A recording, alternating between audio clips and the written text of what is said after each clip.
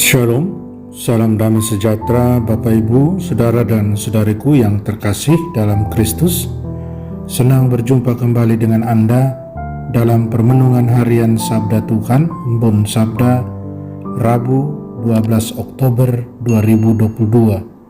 Semoga Anda sehat, tetap semangat, tetap tersenyum, dan tetap berpengharapan pada Tuhan kita Yesus Kristus. Anda selalu dalam lindungan kasih Tuhan. Buat saudara dan saudariku yang sakit, saya berdoa dalam nama Tuhan Yesus, Anda sembuh. Saya ajak Anda hari ini merenungkan, jangan jadi Farisi, jangan jadi munafik, melainkan hiduplah dalam tuntunan Roh. Mari sebelum kita dengarkan dan renungkan firman Tuhan, kita tandai diri kita dengan tanda keselamatan dalam nama Bapa dan Putra dan Roh Kudus. Amin. Injil suci menurut Lukas bab 11 ayat 42 sampai 46. Sekali peristiwa Yesus bersabda, "Celakalah kalian, hai orang-orang Farisi, sebab kalian membayar persepuluhan dari selasih, inggu dan segala jenis sayuran, tetapi kalian mengabaikan keadilan dan kasih Allah. Yang satu harus dilakukan dan yang lain jangan diabaikan. Celakalah kalian, hai orang-orang Farisi, sebab kalian suka duduk di tempat terdepan di rumah ibadat dan suka menerima penghormatan di pasar. Celakalah kalian, sebab kalian seperti kubur yang tidak memakai tanda. Orang-orang yang berjalan di atasnya tidak mengetahuinya." Seorang ahli Taurat menjawab, "Guru, dengan berkata demikian, engkau menghina kami juga." Tetapi Yesus berkata lagi, "Celakalah kalian juga, hai ahli-ahli Taurat, sebab kalian meletakkan beban-beban yang tak terpikul pada orang, tetapi kalian sendiri tidak menyentuh beban itu dengan satu jari pun." Demikianlah sabda Tuhan. Terpujilah Kristus. Saudara dan saudariku terkasih dalam Kristus, dalam beberapa permenungan yang lalu, ketika kita merenungkan Tuhan Yesus yang menghardik para penduduk di kota Korazim, Betsaida dan Kapernaum, saya mengajak Anda sekalian saat itu untuk menghindari kata celakalah dari Tuhan. Dan para penduduk tiga kota itu, mereka dihardik dengan kata celakalah karena kedegilan hati mereka yang tidak mau bertobat walaupun menyaksikan banyak mujizat. Nah, hari ini dalam Injil yang baru saja kita dengar tadi, Tuhan Yesus kembali menghardik dengan kata celakalah. Kali ini kata itu ditujukan pada orang-orang Farisi dan ahli-ahli Taurat. Karena hidup mereka yang penuh tipu daya, karena hidup mereka yang penuh dengan kemunafikan. Saudara dan saudariku terkasih dalam Kristus, bagaimana hidup munafik itu? Hidup munafik itu terjadi ketika tidak adanya keseimbangan atau kesamaan antara apa yang dipikirkan, apa yang dikatakan, dan apa yang dilakukan. Contoh, para ahli Taurat dalam Injil yang Yesus kenai kata celakalah, mereka yang Yesus hardik dengan kata celakalah, mereka tahu baik akan hukum Taurat itu apa. Mereka bahkan mengajarkan kepada umat tentang hukum Taurat. Persoalannya, mereka hanya sampai pada kata mengajar, mereka tidak melakukan.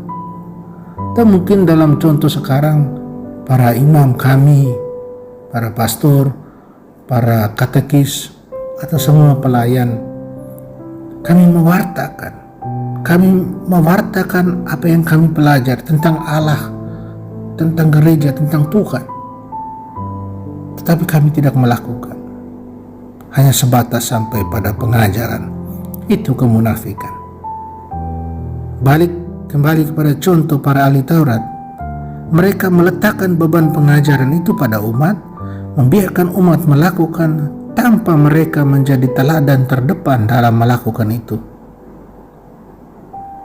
Demikian mungkin dengan kita. Kita mengajarkan dengan mulut kita harus begini, kita harus begitu, itu yang Tuhan mau. Tapi kita tidak berada dalam posisi terdepan dalam melakukan semua yang apa kita katakan itu.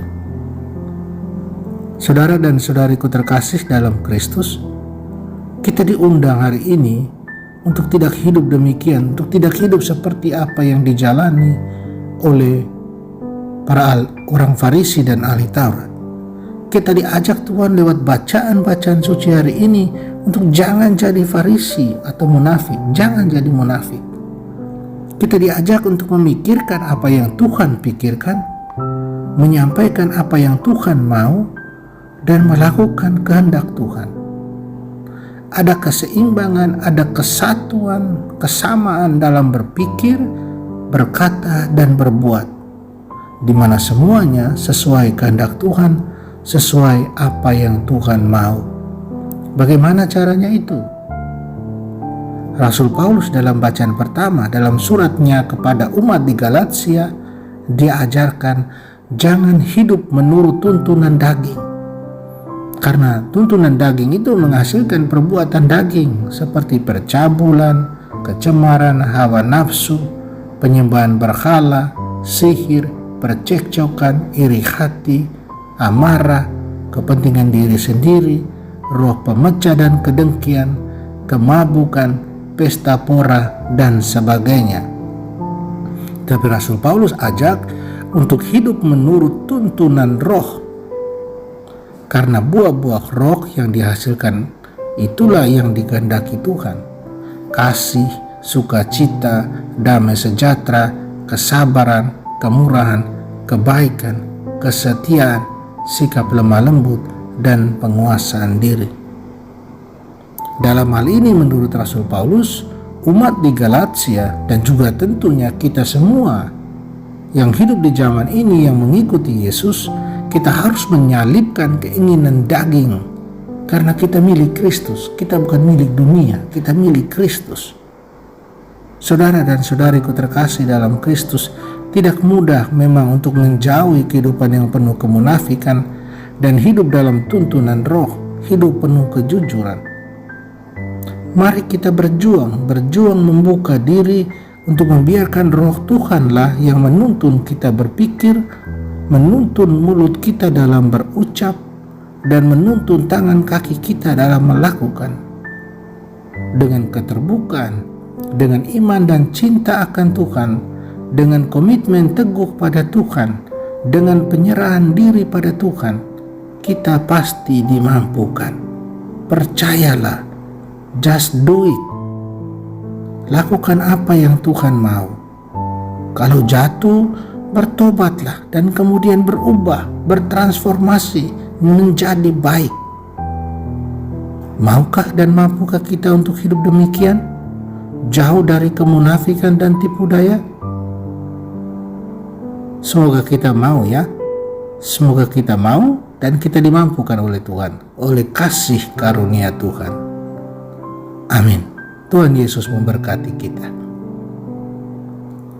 Tuhan Yesus, terima kasih dan syukur atas kasih karunia-Mu buat kami. Betapa sering kami hidup dalam kemunafikan. Ampuni dosa dan salah kami Tuhan. Bantulah kami untuk berubah. Biarkan hidup kami selaras dengan kehendak-Mu.